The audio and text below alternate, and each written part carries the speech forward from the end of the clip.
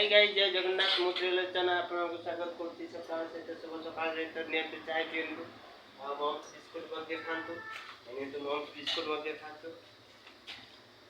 तो फ्रेंड्स एटा होती हमर प्रथम ब्लॉग रे आपन बहुत ढेर सारा स्वागत ठीक करती मु एटा कि पाचंती ओही मो दिला सुईची उठी नहीं बता सुधा एक्चुअली आम्ही अच्छे तेलंगाना प्रथम ब्लॉग करने प्रथम आम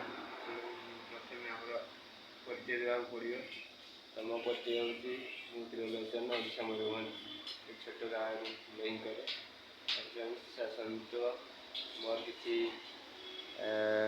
भात तरकारी बसी भात ही सारी